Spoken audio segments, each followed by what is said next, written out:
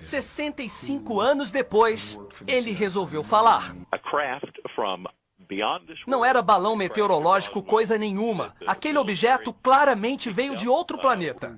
A revelação de Chase Brandon, agente aposentado da CIA, Serviço Secreto dos Estados Unidos, caiu como uma bomba na imprensa americana. Ele se refere ao objeto voador suspeito encontrado em uma fazenda de Roosevelt, cidade rural do estado americano do Novo México. O caso Roosevelt aconteceu em julho de 1947 e ficou famoso no mundo inteiro. Oficialmente, o governo anunciou que se tratava de um balão meteorológico, mas até hoje, ufólogos garantem, era sim um disco voador. Esta semana o episódio voltou a virar notícia com a declaração polêmica do ex-agente, que trabalhou na investigação do caso alguns anos depois do incidente. Chase Brandon disse estar aliviado ao dividir com o mundo esse segredo e que agora já pode morrer em paz. Para comprovar a revelação, o ex-agente disse ainda que existe uma caixa escondida em uma seção de acesso restrito no quartel-general da CIA. Dentro dela, há documentos, fotografias e algo mais sério, que ele preferiu não detalhar. Dos contatos imediatos. Durante 2 horas, uma rede de TV americana fez um balanço de tudo o que se sabe sobre objetos não identificados, discos voadores e seres extraterrestres. Você vai ver agora os principais momentos deste especial que foi assistido por milhões de pessoas nos Estados Unidos e no Canadá. Good evening. What do a colonel in the United States Air Force, O programa da TV americana foi conduzido por Mike Barrell, um dos apresentadores de maior credibilidade nos Estados Unidos. Foram 2 horas de debates, entrevistas e até um satélite ao vivo direto de Moscou. No começo, Mike Barrell levanta uma dúvida que todo mundo tem quando se fala de discos voadores. É possível existir uma nave capaz de viajar milhões e milhões de quilômetros até atingir a Terra? Para responder a esta pergunta, ele convidou o astrofísico Thomas McDonald, que é um especialista no assunto. A grande vantagem das viagens espaciais, diz ele, é que no espaço podemos acelerar até atingir velocidades próximas à da luz. Os foguetes de fusão, que usam hidrogênio ou hélio, já têm o combustível pronto no espaço. Não precisam, portanto, carregar peso. Além disso, diz o Dr. McDonald, consegue-se uma energia milhões de vezes maior comparando-se com os foguetes que usamos na Terra. Outra dúvida comum é sobre a natureza das aparições dos discos voadores.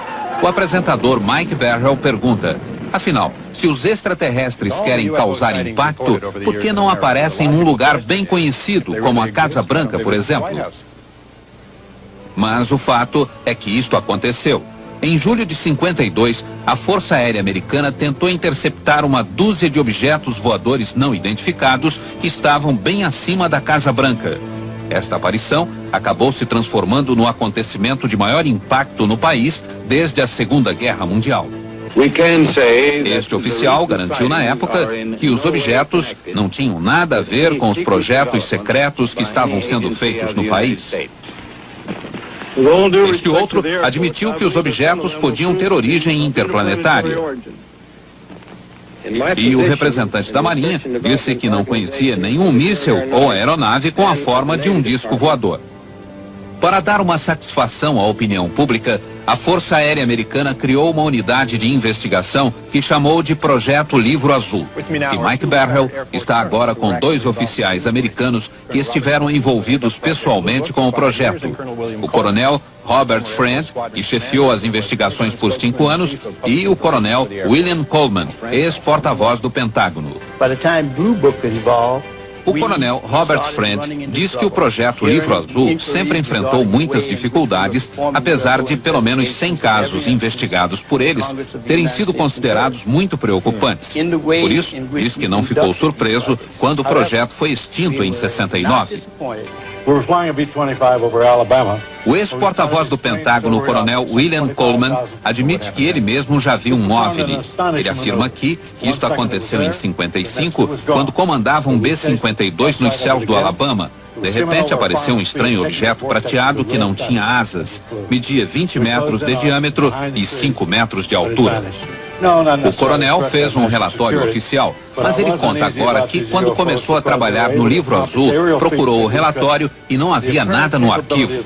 Isso aconteceu com outros relatos que também desapareceram, diz ele.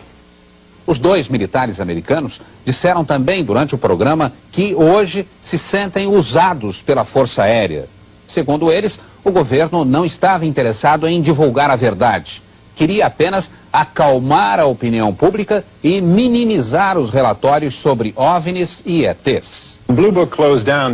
O apresentador Mike Barrell afirma que se esse era o objetivo da Força Aérea, ele foi atingido. Em pouco tempo, o pânico foi substituído pelo riso e o noticiário sobre o assunto ridicularizado, passando a ser publicado só por jornais sensacionalistas. Quem declarasse ter visto um OVNI era imediatamente chamado de maluco. Com isso, muitas testemunhas idôneas começaram a ter medo de falar sobre os discos voadores. Esta cena do filme Contatos Imediatos do Terceiro Grau mostra uma realidade muito comum hoje em dia. No filme, os operadores da torre de controle detectam no radar um objeto não identificado que está próximo de um avião. O piloto e o copiloto confirmam que estão vendo este objeto. Mas quando os operadores perguntam se eles querem relatar oficialmente o incidente, a resposta é não.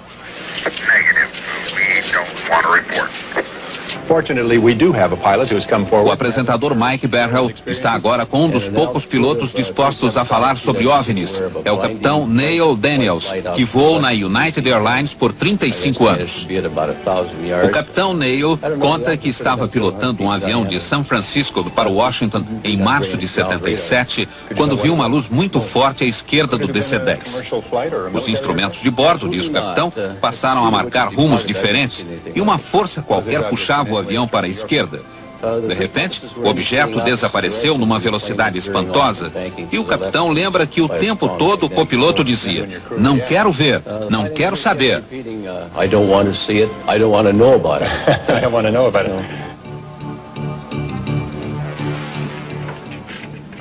O interesse pelos discos voadores provocou uma onda de filmes de produção barata, principalmente na década de 50, e também estimulou imaginações de pessoas em busca de fama e dinheiro através de fraudes e falsificações. O autor deste filme jogou discos e objetos em frente à máquina fotográfica.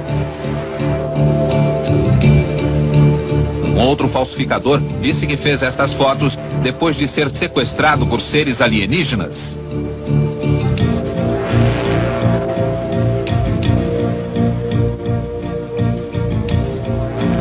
Neste pequeno aeroporto da Virgínia, foi filmada uma sequência com um disco voador. Era fraude.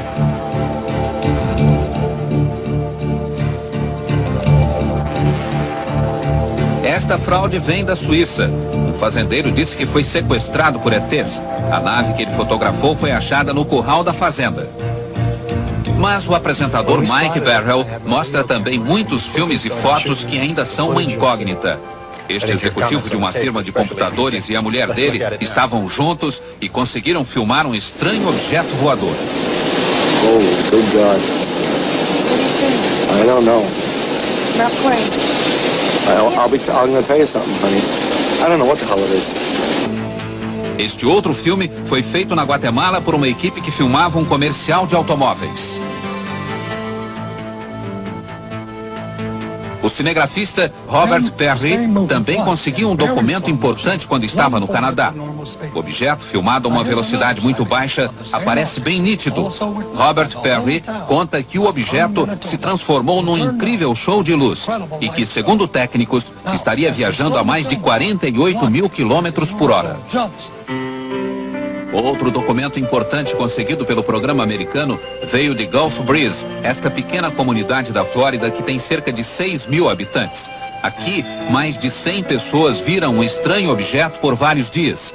Gulf Breeze é uma cidade cercada por bases militares, mas nenhuma autoridade afirma ter visto qualquer coisa estranha. A maioria das testemunhas foi reunida pela produção do programa num auditório local e levantaram o braço quando o repórter perguntou quem tinha visto um OVNI. How many people in this room tonight have seen a UFO? Raise your hands, please. O apresentador Mike Barrell diz que um dos moradores de Gulf Breeze, chamado Ed, tirou muitas fotos do OVNI, mas fez questão de não aparecer. E aqui estão as fotos de Ed. Segundo ele, um estranho raio de luz o paralisou. Ed levitou um pouco e depois caiu. Esta é a foto mais famosa de Ed, que ele tirou uma semana depois, através do para-brisa do caminhão. O OVNI está pairando a menos de 1 metro do chão, a ponto de se ver o reflexo no asfalto. Ed também conseguiu fazer este filme escondido atrás das árvores no jardim de casa. Reparem como o objeto vai de um lado para o outro.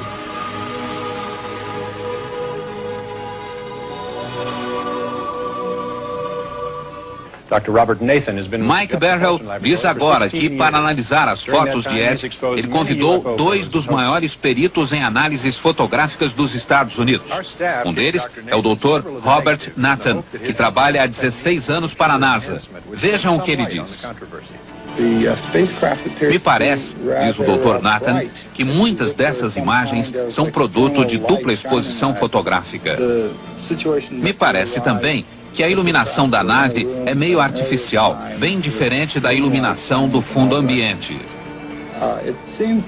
Em muitas fotos, tanto a parte inferior como a superior da nave estão recortadas com nitidez, dando a impressão de que houve algum trabalho de corte ou de colagem. Tenho analisado fotos de OVNIs há mais de 30 anos. Gostaria de dizer outra coisa, mas na minha opinião, essas imagens de Gulf Breeze não conferem.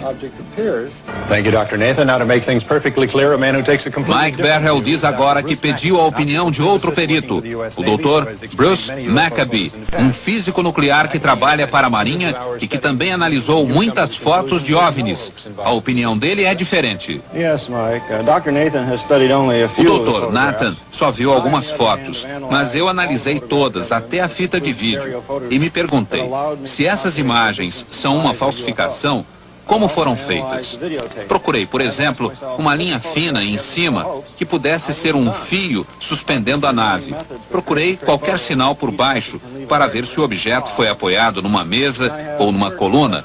Procurei reflexos de vidro que mostram que houve montagem fotográfica e não encontrei nada nas fotos que pudesse justificar essas alegações. Minha conclusão é de que as fotos são verdadeiras e que a espaçonave é extraterrestre, diz o Dr. Maccabee. Outro momento importante do programa, o depoimento de autoridades soviéticas. Pela primeira vez na história, o Ocidente toma conhecimento da posição da União Soviética em relação aos fenômenos extraterrestres. O apresentador Mike Barrell conversa primeiro com Leonard Nikishin, que é o secretário do grupo de trabalho do governo soviético para assuntos extraterrenos. Ele diz que a maioria dos cientistas soviéticos não acreditava em OVNIs, mas que agora a situação está mudando.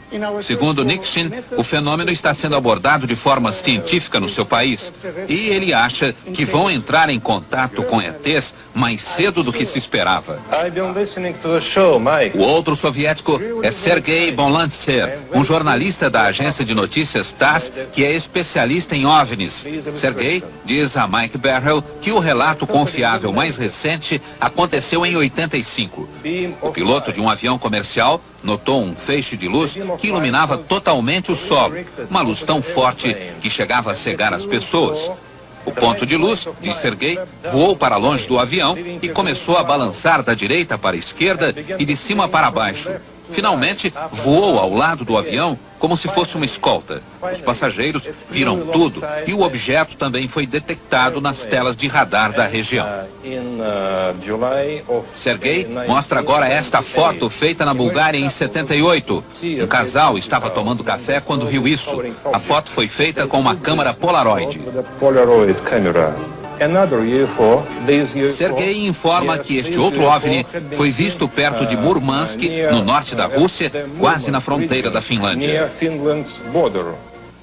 Vocês vão ver agora um momento dramático do programa. Os depoimentos de 3 pessoas que teriam sido sequestradas por seres extraterrestres. Para garantir maior veracidade a esses depoimentos, todas foram hipnotizadas. As 3 testemunhas nunca se viram, mas o estranho é que as histórias são muito parecidas. Rosemary é pintora e artista gráfica. Mora no East Village, em Nova York. Ela machucou o joelho e agora se recupera do acidente.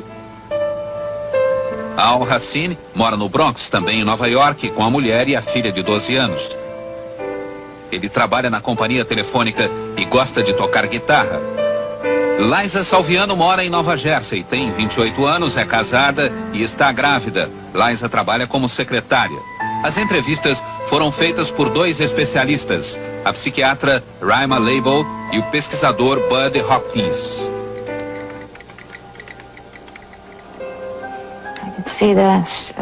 Posso vê-los agora por cima da cidade.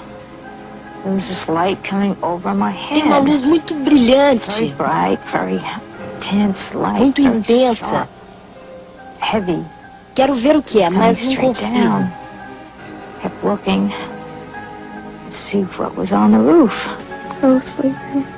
Eu fui acordada. Estava dormindo. Queriam que eu fosse com eles. As janelas estavam fechadas. De alguma forma, eu passei pelas janelas. Eu parecia flutuar. Não parecia que eu andava. Parecia outra coisa. Quando se anda, a gente vai para cima e para baixo. Mas era tudo plano. Depois, eu estava numa sala de controle, ou algo assim. Parecia um consultório médico. Todos eles estavam lá. E senti que alguém me tocou. Are you alone? No, they're all over. How many of them are there around the table? At least 4 or 5. Eles eram uns 4 ou 5. And are they all doing something or are they all watching? No, they're watching too. Mas só um me tocou. How many of them are actually doing something? One. They're so ugly. Eles são What makes them feios so ugly? They look mean. e parecem maus. They look mean. They don't smile. Não sorriem. God, he's ugly. São muito That is feios. an ugly thing. Parecem mal feitos, Very ugly. distorcidos. His head looks so pathetic. His head's like Os crânios são pontudos na frente e crescidos atrás. They look distorted. Os olhos são muito pretos, inclinados. Skull looks Tem rugas no lugar das pálpebras. Parecem olhos de lagartixa. larger in the back. Eyes black. São olhos pretos. Totalmente pretos.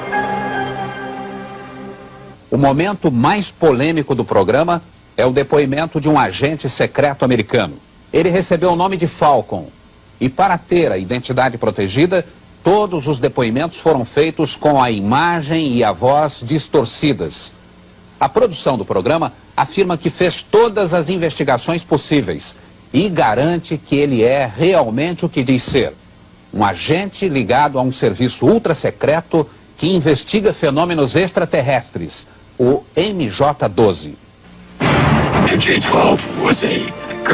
O agente Falcon diz que o MJ-12 foi criado pelo presidente Truman na década de 50 com o objetivo de conseguir informações sobre OVNIs e submeter estas informações à investigação científica.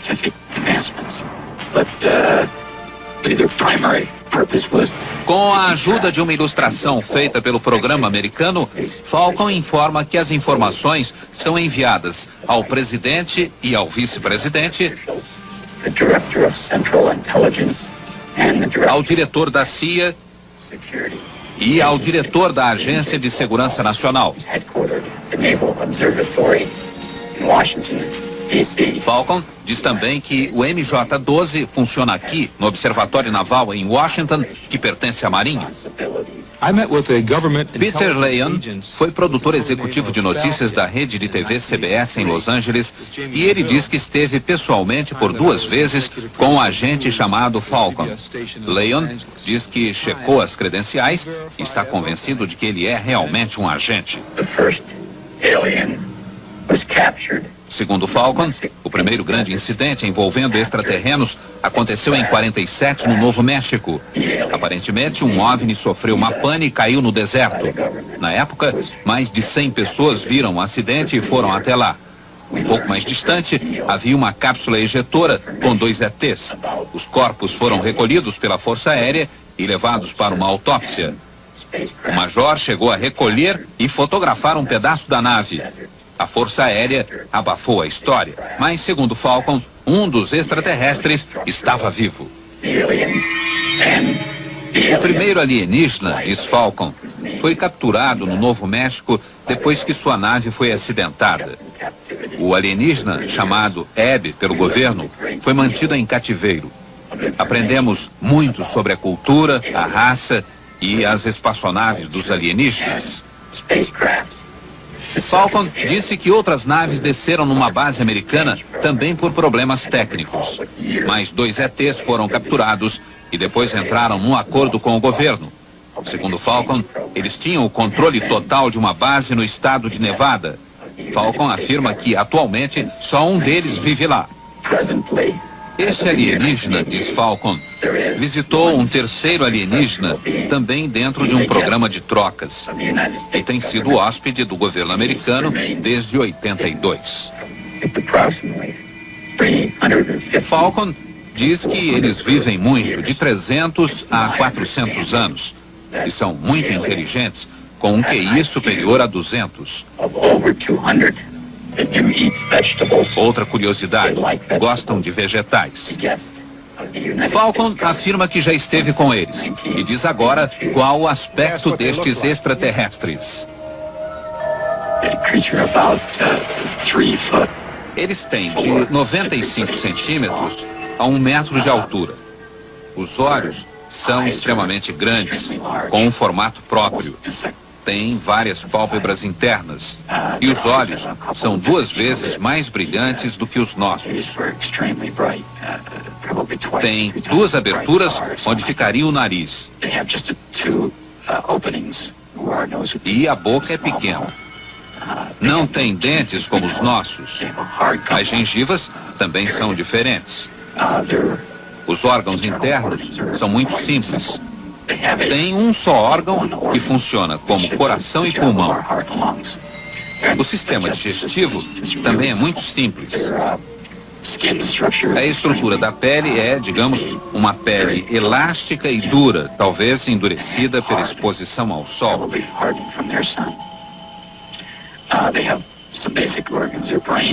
O cérebro é maior e mais complexo do que o nosso, tendo várias voltas a mais. Os olhos são controlados pela parte de trás da cabeça. Tem uma audição muito melhor do que a nossa, superior mesmo à dos cães. Os órgãos sexuais são distintos. Existem machos e fêmeas. A bexiga é que se encarrega da função excretória. E tem um outro órgão que os cientistas acreditam ser responsável pela transformação de excrementos sólidos em líquidos. Não tem polegar. As mãos só têm 4 dedos. Os pés são pequenos e parecidos com as mãos. O apresentador Mike Barrell lembra que o que foi dito aqui pode não passar de uma fantasia. Mas ele lembra também que muita coisa que era vista como fantasia hoje é uma realidade. Computadores que ocupavam salas inteiras agora cabem no bolso. Transistores do tamanho de um pão de forma agora têm o tamanho de uma abelha. E hoje em dia, diz Barrell, podemos enviar mais informações usando um feixe de luz do que Thomas Edison conseguia transmitir por 5 dias através de 1000 toneladas de fio de cobre. Mike Barrell reafirma que tudo o que se diz sobre OVNIs e ETs não pode ser visto como uma verdade científica, e sim como uma especulação. Mas a especulação, diz ele, também pode funcionar. Especulamos sobre alguma coisa que substituísse a caminhada e inventamos o automóvel. Especulamos sobre voar e fomos à Lua. Mas esta noite, diz Mike Berhel, estamos especulando sobre eles, os extraterrestres, e não sobre nós, não sobre a nossa tecnologia, mas a deles. E talvez o futuro nos reserve uma surpresa. Talvez não estejamos sozinhos neste universo de 10 bilhões de galáxias.